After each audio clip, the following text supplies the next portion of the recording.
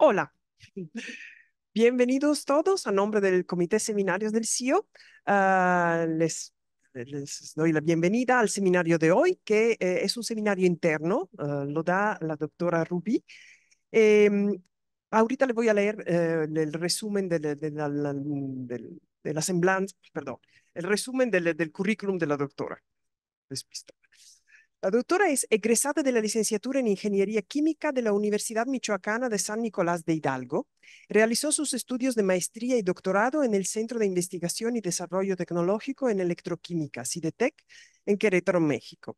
Sus investigaciones se enfocaron en el estudio de procesos de absorción de moléculas orgánicas y en los mecanismos de reacción de la síntesis electroquímica de nanopartículas de magnetita utilizando espectroscopía de impedancia electroquímica, así como la caracterización e internalización de las nanopartículas en líneas celulares para aplicaciones médicas.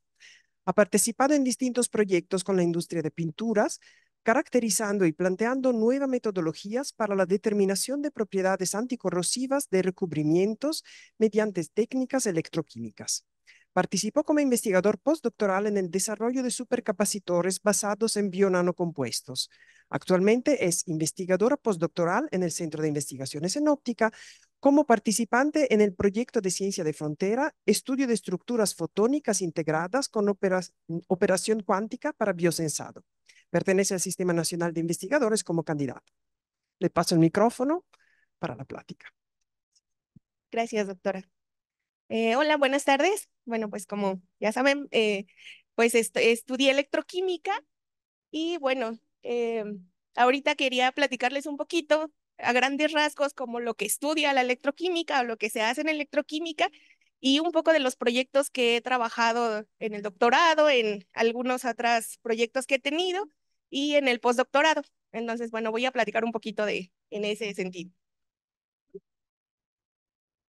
Me gustaría empezar con la definición tal cual de electroquímica, que es la rama de la química que se ocupa de la interrelación de los cambios eléctricos y químicos que son causados por el paso de una corriente. Entonces, bien, en electroquímica estudiamos ese tipo de reacciones, ¿no? Ese tipo de procesos que incluyen transferencia electrónica, o no precisamente siempre hay transferencia electrónica, pero que sí debe ser propiciada o que la estudiamos mediante eh, una perturbación eléctrica. ¿Mm? Bueno, tal cual un proceso electroquímico se define como es una reacción de óxido-reducción o reacciones redox, como se conoce normalmente, en donde la energía liberada por una reacción espontánea se convierte en electricidad o la energía eléctrica la podemos aprovechar para llevar a cabo una reacción química. Sí, ese es como el principio general de la electroquímica y cómo se emplea, digamos, ¿no? Ay, bueno, aquí en esta reacción es una reacción, un ejemplo de una reacción redox, que es de los ejemplos más típicamente utilizados en una celda de Daniels, a lo mejor, en una pila de Daniels. A lo mejor este concepto lo han podido ver porque es de lo más general, en donde siempre existe un elemento que se está oxidando, ay, perdón, un elemento que se está oxidando y un elemento que se está reduciendo. En este caso, estamos teniendo cambios de oxidación en los metales que están involucrados en nuestro sistema. Ajá. Y bueno, esta es su reacción redox para ese sistema. Esto es así como a grandes rasgos. La electroquímica tiene diversas aplicaciones. En la industria es muy utilizada. En sus aplicaciones industriales, lo más común es encontrar la electrodeposición y estudios de corrosión. Esto es de lo más general que podemos encontrar en la industria.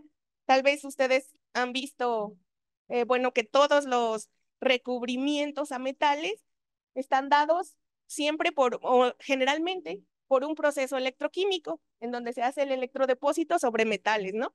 Y esto obviamente se propicia por eh, la perturbación de una corriente eléctrica. Y entonces podemos lograr acabados en distintos materiales con diferentes propiedades según lo que se quiera, ¿no? También es muy utilizada para el tratamiento de aguas y el almacenamiento de energía. Ahorita actualmente Obviamente una pila es un proceso electroquímico y hay supercapacitores que tienen un proceso electroquímico. Y en investigación, eh, los estudios que se hacen, por ejemplo, ya como más a nivel laboratorio para explicar fenómenos y demás, se les llama estudios en media celda. Es decir, la primera celda que les presenté es una celda completa, una celda electroquímica completa, y cuando ya hacemos otros tipos de estudios se trabaja en media celda. Entonces, bueno, todos estos tipos de estudios se realizan en la interfase. Es decir, con electroquímica estudiamos qué pasa en una interfase formada generalmente entre un metal y un electrolito. Entonces, podemos caracterizar los fenómenos que están ocurriendo en esta área que le llamamos la interfase. Ajá. Es ahí donde se van a propiciar ese cambio, ese intercambio electrónico y muchos más fenómenos que pueden aparecer en este tipo de sistemas. Eh, una, ya un estudio como tal electroquímico para investigación se realiza generalmente con una medición de 3 electrodos. Es una celda, este es el esquema de una celda electroquímica que se trabaja a 3 electrodos, en donde utilizamos un electrodo de trabajo que es donde vamos a estudiar, o es lo que queremos estudiar, un electrodo de referencia, ya que siempre estaremos imponiendo una diferencia de potencial y necesitamos algo estable para poder medir. Y un electrodo auxiliar que nos permite cerrar el circuito. Es decir, si nosotros tenemos una celda de este estilo, lo que vamos a propiciar es que la energía, eh, los electrones pues viajen entre el electrodo de trabajo y el electrodo auxiliar, y la referencia únicamente nos servirá para eso, ¿no? Como referencia. Eh, los equipos que se utilizan para estudios electroquímicos, los más comunes, bueno, se puede hacer también con otro tipo de aparatos, pero los más completos se podría decir que son los potenciostatos. Aquí esta imagen tiene diferentes potenciostatos de distintas marcas y que únicamente varían en el software que tienen. Casi todos pueden hacer lo mismo, sus límites de corriente y demás. Bueno, entonces nada más como para que se conozcan. Dentro de las técnicas electroquímicas que más se utilizan, se encuentra la voltamperometría cíclica, la voltamperometría lineal, la cronoamperometría o la cronopotenciometría y la espectroscopía de impedancia electroquímica. Existen muchas más, pero generalmente en, en diferentes estudios son de las más recurrentes. Entonces, aquí voy a mostrarles qué hace cada una de estas técnicas, ¿sí? ¿Cómo es la perturbación que le damos al sistema? Pues bueno, si nosotros tenemos un sistema y queremos aplicar una voltamperometría lineal, lo que vamos a hacer es un barrido de potencial en el tiempo. Y entonces ahí ya vienen distintos parámetros que podemos modificar según lo que queramos saber, ¿no? Pero realmente lo que le estamos haciendo al sistema es un barrido de potencial. Empezamos en un potencial definido y nos vamos a otro con cierta velocidad. Y este tipo de técnicas pues nos permiten conocer los procesos de óxido de reducción y sacar más información como concentración y demás. Existe también otra que es la voltamperometría cíclica. Esta técnica, a diferencia de la lineal, lo que hace es que podemos hacer ciclos, es decir, podemos ir y venir de un punto 1 a un punto 2 en potencial, y esta es la forma de su perturbación. Es una perturbación triangular y obtenemos una respuesta, dependiendo del sistema, de este estilo, de corriente contra potencial. Entonces, este tipo de sistemas nos pueden dar información de los procesos de oxidación y de reducción de un sistema, de su capacitancia, de su carga, de diferentes concentraciones, y podemos hacer también estudios de mecanismos de reacción si se va más profundo, ¿no? Entonces, bueno, ya dependerá de qué se quiere, es que se pueden utilizar estas técnicas. Existen las técnicas de pulso. Estas técnicas de pulso tal cual es dar un pulso, ya sea de potencial o de corriente al sistema, y ver cómo responden. Entonces podemos tener un pulso de potencial o un pulso de corriente y obtener información también. Podemos hacer relaciones para poder determinar concentraciones y demás, o propiciar algún cambio en nuestro sistema, ya sea reversible o no reversible. Ya dependerá. Otra de las técnicas eh, muy utilizadas, sobre todo en el área de materiales, es la espectroscopía de impedancia electroquímica. Esta técnica, a diferencia de las primeras que les mostré, esta técnica tiene una perturbación de corriente alterna. Las otras son de corriente directa. Entonces, en esta técnica, lo que hacemos es hacer un barrido, pero en frecuencias de una señal sinusoidal y podemos entonces obtener una respuesta del sistema de este estilo. Y esta técnica nos permite obtener información de los fenómenos que pasan a distintos tiempos en un sistema. Entonces, ¿por qué es de las más recurrentes?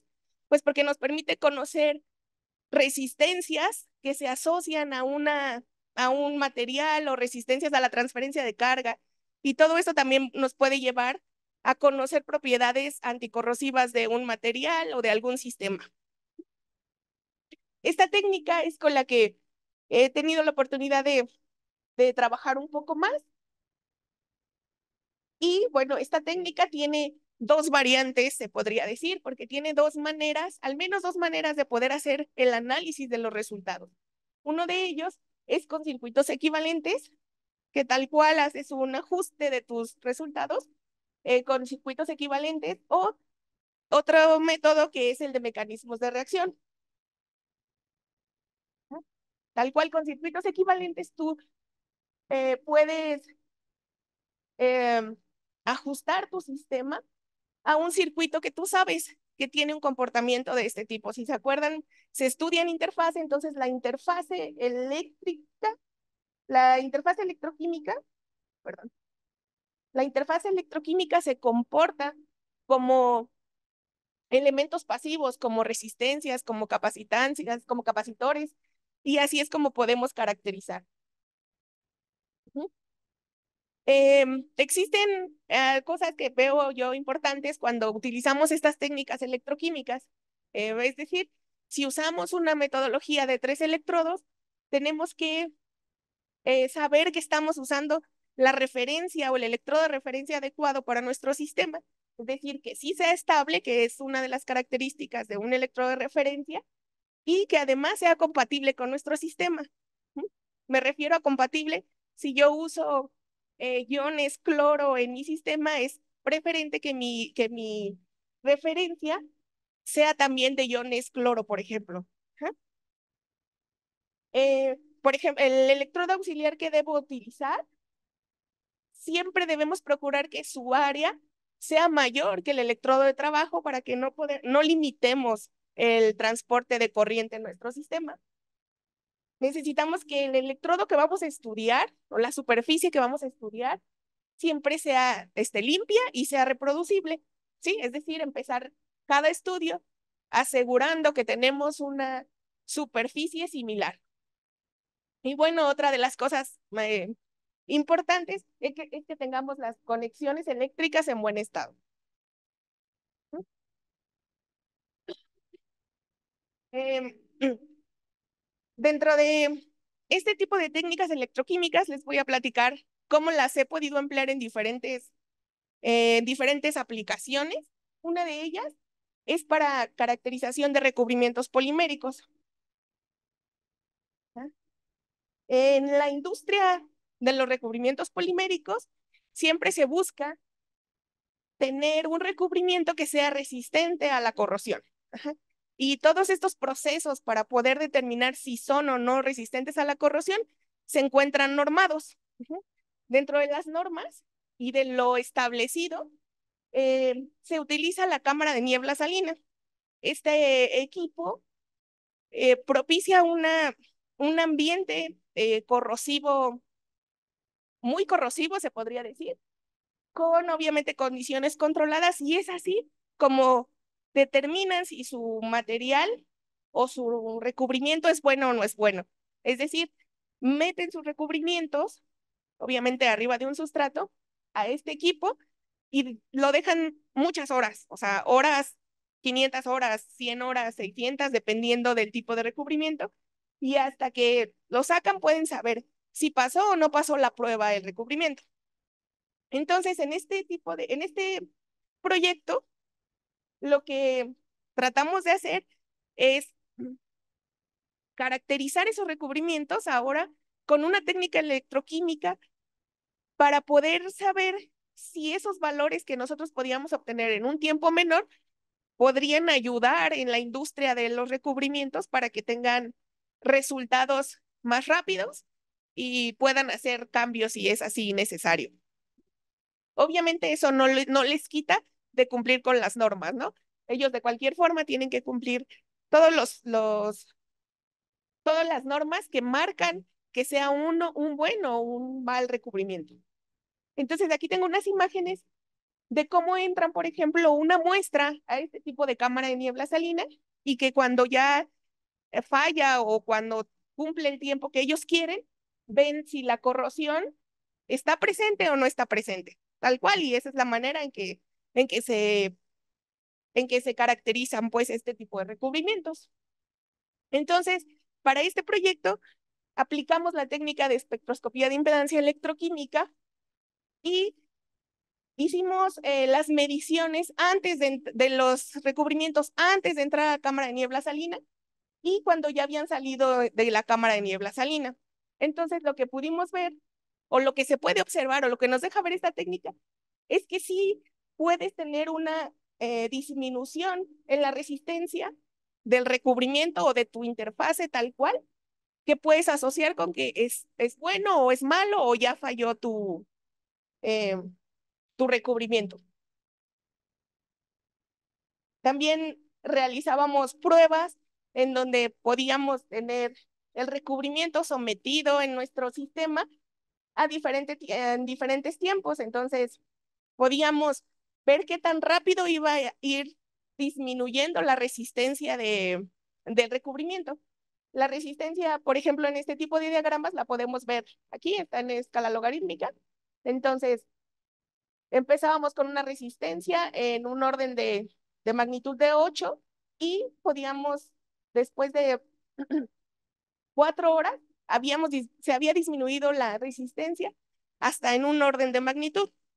Entonces, con técnicas o con pruebas que duran 4 horas, por ejemplo, podría la empresa saber qué tanto podría disminuir y hacer una comparación con el tiempo en cámara de niebla salina. Es decir, en vez de dejar 200 horas la, la muestra en la cámara de niebla salina, podían hacer unas mediciones de impedancia y entonces decidir si su recubrimiento era bueno o no, y para meterlo o no meterlo. Si veían que eran resistencias muy bajas, pues realmente ya no tenía ni siquiera caso meterlo a una cámara de niebla salina.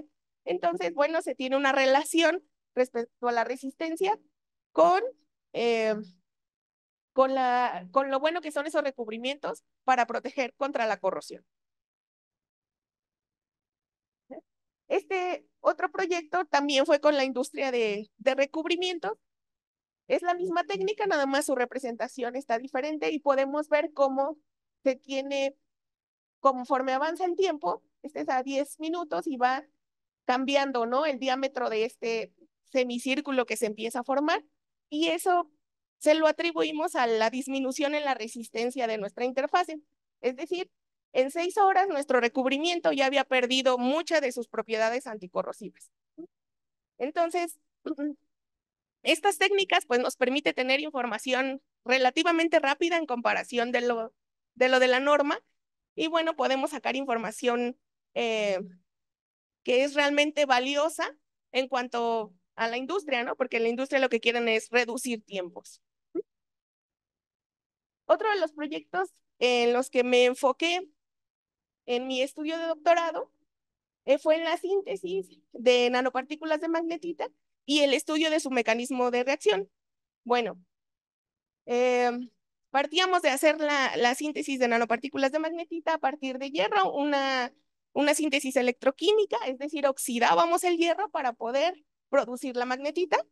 Esta era la configuración de nuestra celda y obteníamos, hacíamos unos pulsos, ¿sí? Aquí aplicábamos esa técnica de pulsos para poder obtener las nanopartículas. Durante un tiempo cambiábamos el pulso de los electrodos y y entonces la obteníamos en solución. Entonces empezábamos con unas placas de hierro después de 2 horas de síntesis y finalmente pues podíamos liofilizar las nanopartículas y obtenerlas, ¿no? Y ya, poder caracterizarlas. Esa era una parte, la electroquímica nos permitió hacer la síntesis, pero también necesitábamos estudiar el mecanismo de reacción con el que se forman las nanopartículas de magnetita. Si bien en la literatura ya se encontraban reportados diferentes mecanismos posibles para la formación electroquímica de magnetita, encontrábamos que había algo de inconsistencias, entonces se decidió realizar el estudio utilizando también esta técnica de impedancia. Entonces, propusimos un mecanismo basándonos en lo que teníamos en la literatura y descartando como lo que veíamos que no era tan viable.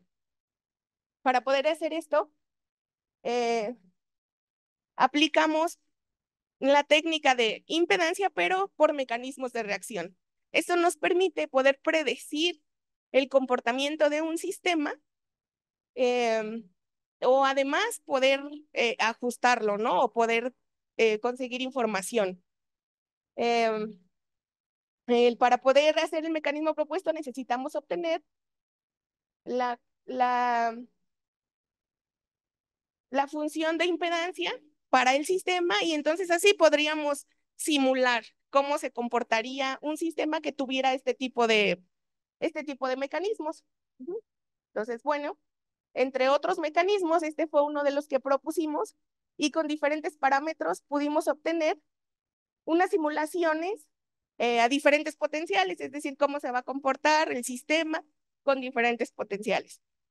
Y entonces podíamos obtener los distintos diagramas que deberíamos obtener experimentalmente si es que nuestro modelo estaba bien.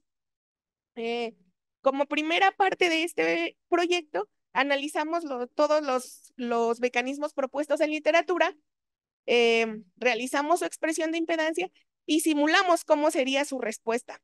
Pero al ver la respuesta experimental, que en este caso es la punteada, podíamos notar que la respuesta experimental no concordaba con lo que habían propuesto en la literatura. Por eso nosotros propusimos un nuevo mecanismo que se ajustaba un poco más a lo que obteníamos realmente experimental, ¿sí? De los resultados experimentales. Y así fue como pudimos determinar el mecanismo de reacción mm, asociado a esta producción de nanopartículas de magnetita cuando se sintetizan electroquímicamente.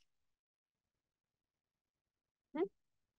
Obviamente también hicimos la caracterización físico-química de las nanopartículas. Teníamos nanopartículas más o menos entre 25 y 35 nanómetros y les pusimos diferentes recubiertas para que se pudieran utilizar en otras aplicaciones.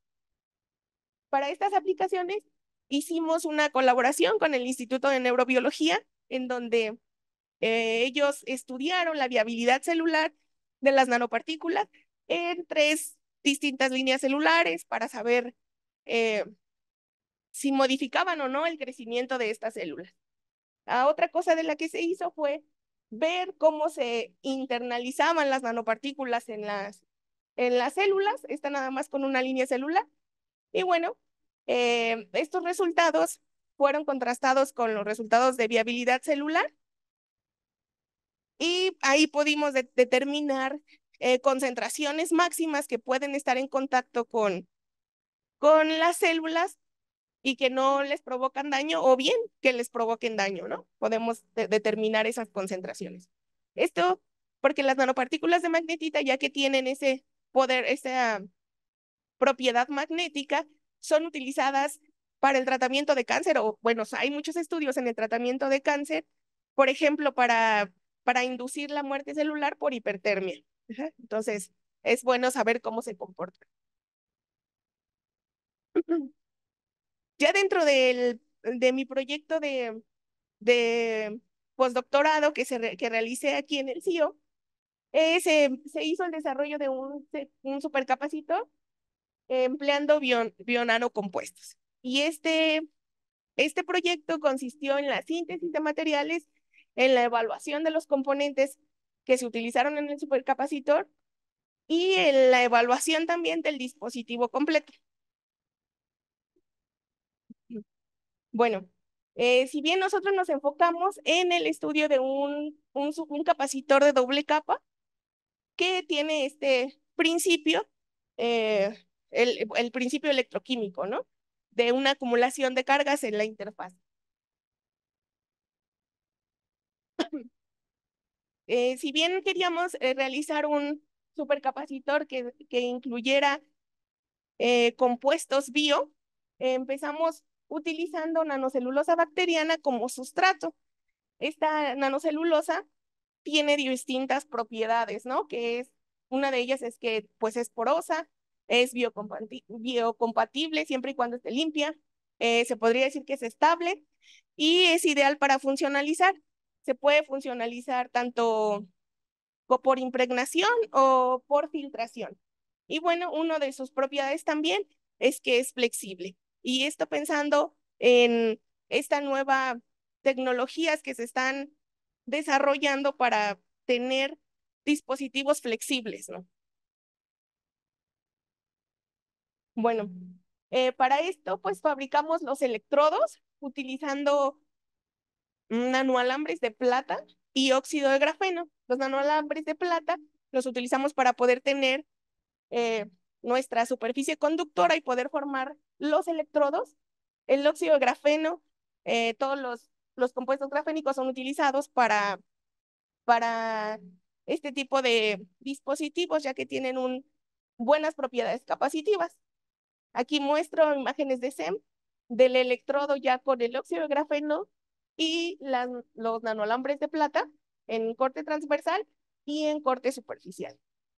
La incorporación de los materiales al sustrato, a la nanocelulosa, se realizó por vía filtración. Bueno, pasamos entonces después a hacer una caracterización electroquímica, pero de los materiales. Entonces, primero quisimos caracterizar cada uno de los compuestos que se iban a utilizar en el electrodo, pero no como tal como dispositivo, sino como material. Eh, Aquí les muestro una voltamperometría cíclica del comportamiento, por ejemplo, de los nanoalambres de plata sobre un sustrato de carbón vítreo junto con lo óxido de grafeno y como óxido de grafeno como soporte, digamos, de los nanoalambres y aparte como recubierta y obtuvimos su comportamiento. Con esto pudimos definir si podíamos utilizar estos materiales y cómo nos convenía más, si tener óxido de grafeno antes de los nanoalambres de plata, únicamente después, o qué era lo más adecuado. Entonces, determinamos, bueno, esto por parte de estos materiales que son los del electrodo. Dentro de este proyecto eh, se quiso incorporar un compuesto que es la biomelanina para saber si nos daba alguna respuesta de mejora en el equipo cuando podíamos exponer, cuando lo exponíamos a luz solar, ¿sí? Si tenía una respuesta. Entonces, al igual que con los otros materiales, primero tratamos de caracterizar la biomelanina. Obtuvimos picos de oxidación y reducción que le atribuimos a la misma. Sin embargo, como es un compuesto no tan puro el que nos proveían, no podíamos obtener algo como lo que mostraba la literatura. Cuando tenemos, por ejemplo, la literatura muestra picos de oxidación y reducción muy definidos porque tienen compuestos de alta pureza y el de nosotros apenas podíamos verlo, ¿no? Entonces hicimos mediciones para ver si cuando teníamos en presencia de luz el sistema, lográbamos obtener una corriente mayor provocada por la reacción de óxido de reducción de la melanina. Y aunque se ve poco, pues se veía. También hicimos la melanina en solución y vimos si cuando prendíamos, cuando la perturbábamos con luz, teníamos algún cambio en su corriente, es decir, poníamos un potencial y íbamos haciendo periodos de luz de prender y apagar la luz, nada más para ver si había alguna modificación. Y bueno, sí lo obteníamos. ¿Mm? Eh, el dispositivo como tal, ya completo, después de tener los electrodos, lo armamos de un tipo sándwich, en donde usamos el sustrato de nanocelulosa bacteriana con los alambres de plata más el óxido de grafeno y un electrolito compuesto por PBA y ácido fosfórico. Este polímero PBA nos permite tener un electrolito en gel, ¿sí? Que también es algo que se busca en este tipo de dispositivos para que sean un poco más manejables y que no sea como tal líquido el electrolito y que sea fácil su manejo.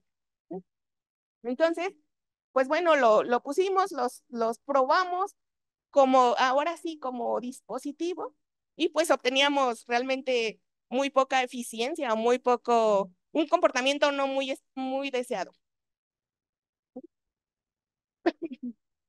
Pudimos definir también cada uno de los elementos que íbamos a utilizar en el dispositivo, por ejemplo, qué, qué concentración de ácido fosfórico vamos a utilizar, igual con basándonos en valores de resistencia. Cuando realizamos impedancia, podíamos obtener qué era lo ideal para nuestro sistema.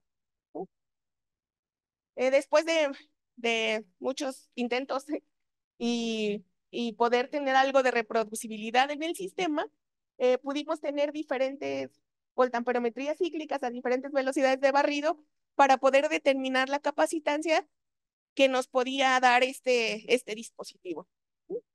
Entonces lo hicimos a diferentes velocidades de barrido para después poder obtener la capacitancia de ese sistema. Aunque las capacitancias aún son bajitas o hemos obtenido capacitancias bajas y demás, estas capacitancias normalmente se reportan también respecto a la masa que está formado el dispositivo y las masas que tenemos en nuestro dispositivo son realmente muy chiquitas, entonces eso hace que suba. Y bueno, también aplicamos para este proceso eh, técnicas de cronopotenciometría en donde aplicamos pulsos por cierto tiempo y vemos qué tanto tarda en bajar el potencial. Y bueno, una cronopotenciometría cíclica. Este tipo de técnicas son las que se usan siempre para poder caracterizar un supercapacitor. Aunque todavía nos falta, todavía estamos en, digamos, en eficiencias bajas respecto a lo que ya hay en algunos de la literatura, pues una de lo bueno es que tenemos estos tipos de componentes en nuestro sistema, ¿no? Como la nanocelulosa bacteriana, un electrolito en gel, concentraciones de del electrolito relativamente bajas, y bueno, eso se podría ir mejorando. Entonces, eh, otra técnica que también es utilizado para este tipo de dispositivos es la impedancia también, en donde podemos obtener, en este caso, este es un comportamiento capacitivo que se espera en un tipo de dispositivo como este y de donde también podemos sacar información tanto de resistencias como de capacitancia en el sistema. Entonces, hasta este momento, bueno, estos proyectos se llevaron a cabo tanto aquí en el CIO como en el CIDT y en algunos institutos asociados para poder llevar a cabo estos proyectos. Entonces, esto es más o menos lo que he trabajado durante este periodo de investigación. Y bueno, no sé si tengan alguna pregunta.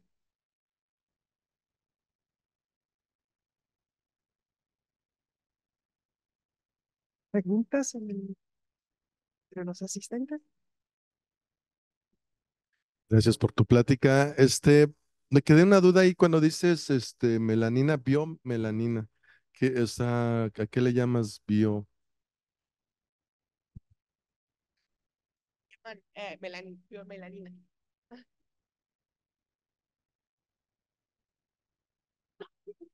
Pues la sintética, supongo que alguna sintética sí existe.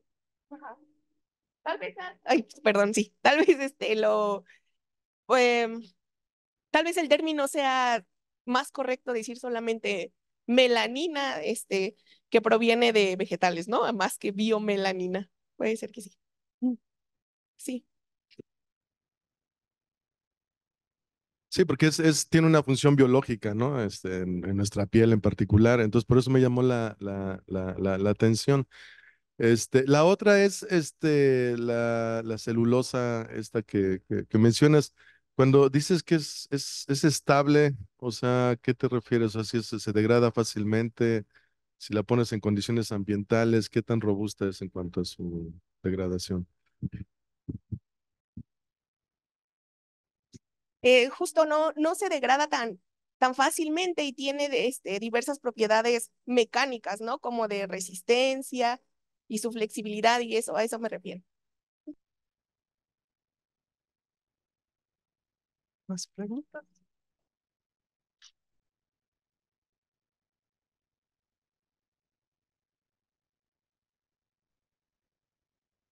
Hola Rubí, muchas gracias por tu plática, me parece muy interesante y sobre todo por, bueno, el impacto que tiene no tanto solo en ciencia, sino en industria como comentas. Y me surgió una duda, bueno, curiosidad sobre lo que comentas de la cámara de niebla salina y cómo han utilizado como pruebas electroquímicas para complementar lo de la norma, ¿no? Pero me pregunto, por ejemplo, si habrán pensado en escalarlo a sustituir, por ejemplo, esas pruebas, ¿se puede? O se ha quedado nada más como un complemento?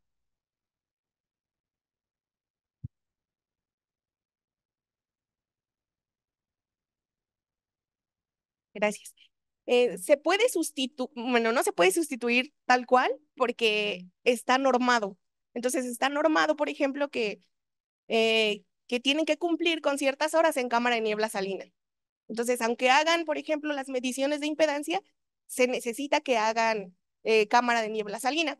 También en normas existe la técnica de impedancia como tal, ¿no? Para determinar resistencias, pero aquí lo interesante o lo que la industria estaba interesado era en disminuir sus tiempos para saber si sí o no es bueno su recubrimiento. En el área de formulación, por ejemplo, ¿sí? Porque ellos están formulando nuevos productos y no saben si su producto fue bueno o no hasta que pasan las 400 horas en cámara de niebla salina, por decir algo, ¿no? Entonces, esperar 400 horas, pues es realmente mucho tiempo. Y si ellos preparan su sustrato con su recubrimiento y hacen una medición de impedancia que puede durar 3 minutos y a lo mejor les interesa ver cómo cambian el tiempo durante 4 horas, hasta pensando en que 24 horas fuera un buen tiempo de 400 horas a 24 horas, ya pueden tener un parámetro y saber si es bueno o no su recubrimiento. Y entonces deciden si lo meten o no a cámara de niebla salina. Esa fue una. También la propuesta, se hizo una camarita como nivel laboratorio, tratando de simular las mismas, obviamente teniendo em, las mismas condiciones de una cámara de niebla salina para hacer la medición de impedancia, pero dentro de la cámara de niebla salina. Es decir, sin tener que sacar la pieza, porque esa es otra, o sea, tienes que sacar pieza para poder hacer la medición. Entonces se propuso un sistema de cámara de niebla salina chiquita, que podía tener la pieza dentro y estar conectada para hacer la medición después de cierto tiempo, ¿no? Para estar tal cual en las condiciones que pide la norma. Por ejemplo, lo dejan 1 hora y ya con esa hora pueden ver qué tanto disminuyó su resistencia. Y realmente si ya es un orden de magnitud, pues sí es mucho, ¿no? Sí. Mientras pregunté en Aguascalientes, a ver si nos pasan preguntas por allá también. Buenos días, Rubén. Muchas gracias por la presentación. Pues son dos inquietudes. Una es respecto a, ahorita que mencionabas el valor de los supercapacitores, del supercapacitor que tuvieron en las pruebas, mencionaste que los valores de capacitancia todavía eran muy pequeños. Yo apenas estoy leyendo acerca de esta literatura, es para mí muy nuevo, pero sí me llamó mucho la atención porque pues yo veía valores cercanos a un faradio Y bueno, de cuando estudié la licenciatura yo vi el capacitor de un faradio y cómo se han ido reduciendo, ¿no? Y era algo enorme, ¿no? Bueno, un faradio es muchísimo. Pero mi pregunta es si hablar del tema de supercapacitores, ese valor que tú tuviste, ¿por qué es aún muy pequeño? O sea, porque yo lo veo muy grande. Y la otra es si existe un parámetro asociado en los experimentos que nos pudiera decir, digamos, cuando uno compra un capacitor, pues le dicen a uno la capacitancia y el valor de voltaje de trabajo, ¿no? Entonces no sé si en el experimento también hay manera de determinar ese voltaje de operación o de funcionamiento. Gracias.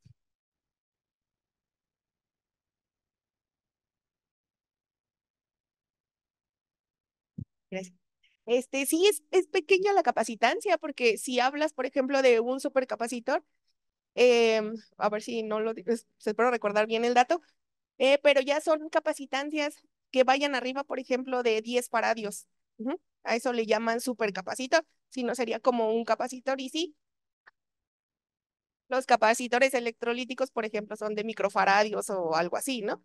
Este, entonces sí hay ya estudios o reportes donde sí consiguen capacitancias, pues arriba de 100 faradios, ¿no? Con otro tipo de compuestos, otro tipo de metales o dependiendo, ¿no? De los materiales. Y respecto a al potencial que pueden, ah, potencial de operación, en este caso nosotros los estamos llevando nada más a entre 1 y 1.2 volts, es lo que estudiamos. Más o menos en literatura es lo que estudian. También en la literatura hay mucho em, discrepancia tan solo en la forma en que se realizan las mediciones, porque muchos reportes de supercapacitores los reportan no como dispositivo, sino como material y hacen el estudio lo hacen en una celda de 3 electrodos, en un electrolito líquido con una referencia. Entonces, muchos de los trabajos están así reportados. Y ya tenerlo como dispositivo, pues la verdad es que ya el reto sí es un poquito más grande, sobre todo para la reproducibilidad y tener las conexiones siempre bien y el tiempo en el que puedes monitorearlo.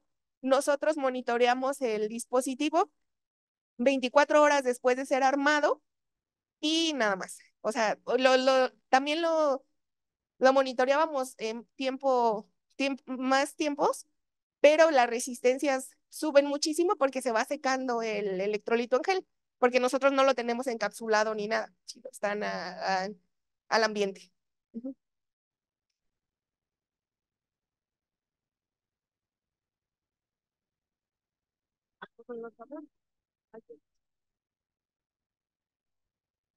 ¿Qué tal? Muchas gracias por la charla.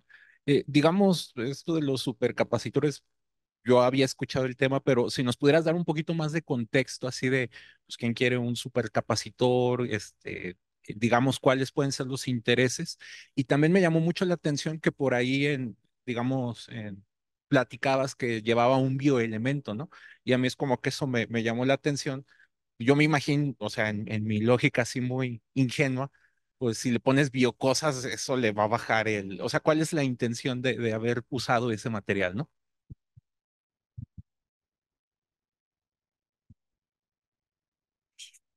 Sí, bueno, primero los supercapacitores o los capacitores se utilizan en todos los dispositivos electrónicos, ¿no? En la circuitería. Una de sus diferencias, por ejemplo, con una batería es que un supercapacitor puede cargarse de manera rápida y descargarse de manera rápida. Y eso permite tener una gran potencia, por ejemplo, en un corto tiempo, ¿no? Y las baterías pues son de descarga lenta, ¿no? Es algo que te dura. Ese es como su principio, ¿no? Más general. Dentro de los capacitores, por ejemplo, están los de doble capa, que es nada más como les mostraba, ¿no? Lo que pasa en una interfase, que se acumulan las cargas en la interfase, tanto se acumulan y después pues pasas la corriente. Esa es una. Pero también existen los que le llaman ahora pseudocapacitores. Estos pseudocapacitores, aparte de tener ese mecanismo de acumulación de carga por doble capa, también tienen asociadas reacciones redox, o una reacción electroquímica, o una transferencia electrónica. Es decir, puedes tener alguna oxidación o reducción de algún compuesto que se encuentre en tu electrolito, por ejemplo. Y eso ayuda a tener, lo que se busca es tener un poco de mayor eficiencia, ¿no? Entonces, el tener, por ejemplo, en este caso, la melanina, obvio, melanina, la melanina que utilizábamos, queríamos comprobar que en presencia de luz pudiéramos aumentar la eficiencia del dispositivo. Hicimos pruebas porque obviamente la temperatura también al hacerlo con el simulador solar también afecta las mediciones porque cambia las propiedades eléctricas. Entonces, pues tratamos de quitar esa parte de la temperatura y una de las cosas es que usamos óxido de grafeno, lo que hace que nuestro dispositivo quede pues oscuro también, ¿no? Sí le ponemos el simulador solar, pero bueno, ahí tuvimos algunos resultados que podrían asociarse a que nos está dando una propiedad, pero como la reproducibilidad nos fue muy complicada, entonces es ahí donde todavía no tenemos como el dato exacto para decir esta sí funciona o no funciona tal cual. Sí, de nada. Hola Rubí, gracias por tu plática. Me quedó una duda. Por ahí vi unas gráficas donde graficabas la parte imaginaria de la impedancia contra la parte real. ¿Cómo podemos interpretar esas gráficas como para concluir cosas como lo que decías de que esta curva era capacitiva o cosas así? O sea, físicamente o quizá químicamente, ¿cómo podemos leerlas?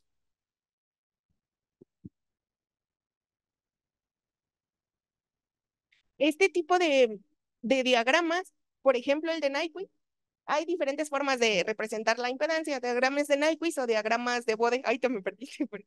Este, entonces, por ejemplo, en el diagrama de Nyquist, cuando tenemos un semicírculo, que no siempre se obtiene, si tenemos un semicírculo, está asociado podemos interpretarlo como una resistencia en paralelo con un capacitor. Ajá. Entonces, esa resistencia, dependiendo de tu sistema, generalmente se asocia a la resistencia a la transferencia de carga de tu interfase. Y tu capacitancia, la que siempre vas a tener es la capacitancia de la doble capa. Entonces, gracias. Entonces, por ejemplo, aquí sí estamos teniendo un, un capacitor en paralelo con una resistencia. Entonces, por ejemplo, eh, donde empieza que en este caso es a altas frecuencias, obtenemos una resistencia que está en serie y esa resistencia en serie se asocia con el electrolito. Esa es la resistencia de la solución. Entonces, el valor asociado en el eje X, en la parte real, es un valor de resistencia tal cual que se asocia con el electrolito. Y el diámetro del semicírculo, si lo tuviéramos completo, que para eso se usan los software para ajuste, para que interprete hasta dónde llegarías si llegaras a frecuencias muy bajas y cerraras el semicírculo. Ese diámetro es una resistencia a la transferencia de carga. ¿Qué tan fácil puede o no transferirse un electrón en la interfase que estás estudiando? Y la capacitancia no se ve como tal en el sistema de Nyquist, está implícita, pero no puede sacar un valor por observación, digamos, o cualitativamente. No se puede. Las frecuencias van de alta frecuencia a baja frecuencia, que es aquí. Y estas, por ejemplo, la impedancia tienes que también eh, la puedes asociar con una voltamperometría a velocidades de barrido muy, muy bajas para poder llegar, por ejemplo, a un valor de resistencia en una voltamperometría que sea igual que una resistencia de la que tienes aquí en impedancia. Esta técnica también es importante saber que se debe hacer en estado estacionario y que es complementaria, o sea que necesitas información tanto de una cronoamperometría, perdón, bueno, o cronopotenciometría, depende de en qué lo hagas, y de una voltamperometría para saber en qué potencial directo tú quieres trabajar y bueno, qué amplitud es la que puedes usar en tu sistema. para determinar los parámetros a poner aquí. No sé si quedó claro la pregunta o si algo más. A Rubí le paso el comprobante en nuestra estancia. Muchas gracias.